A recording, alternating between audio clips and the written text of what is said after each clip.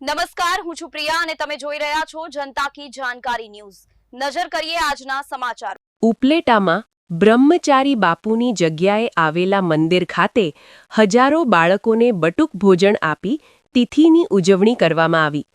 રાજકોટ જિલ્લાના ઉપલેટા ખાતે આવેલ બ્રહ્મચારી બાપુના આશ્રમ પર દર વર્ષે અનેક કાર્યક્રમો યોજવામાં આવે છે, જ્યાં હજારોની સંખ્યામાં શ્રદ્ધાળુઓ દર્શન કરવા માટે આવે છે। તો આવા વિવિધ કાર્યક્રમો કરતા આગેવાનો દ્વારા દર વર્ષે બટુક ભોજનનો ભવ્ય આયોજન કરવામાં આવે છે, જેને લઈ આ વર્ષે પણ ઉપલેટા શહેરના વિસ્તારની વિવિધ શાળાઓમાંથી હજારો બાળકો તેમજ વાલીઓ, શિક્ષકો સહિતના આ કાર્યક્રમમાં હાજર રહી બટુક ભોજન લેવામાં આવે છે।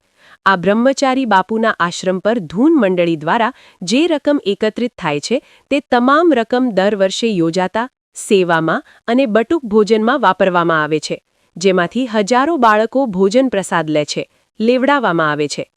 વિપુલ ધામેચા, ઉપલેટા। પરંપરાગત રીતે દર વર્ષની જેમ 15 વર્ષથી જે રીતે બ્રહ્મચારી બાપુની જગ્યાની અંદરમાં બટુક ભોજન ચાલે છે, એવી જ રીતે બટુક ભોજન ચાલુ રહેશે। આજરોજ બટુક ભોજન નિમિત્તે અહીંયા ઓછામાં ઓછા આખા ગામના 5,000 છોકરાઓ પ્રસાદી લેશે અને એની સાથે મોટાઓ પણ પ્રસાદી લેશે।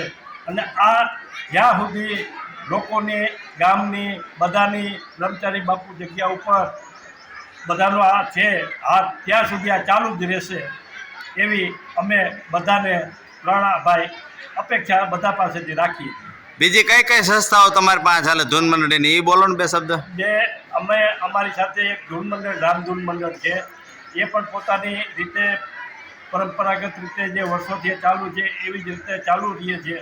અને જે લોકોને ત્યાં પ્રસંગોપાત જે બોલાવે છે એમને ત્યાં જઈને એ ધૂન ગાય છે।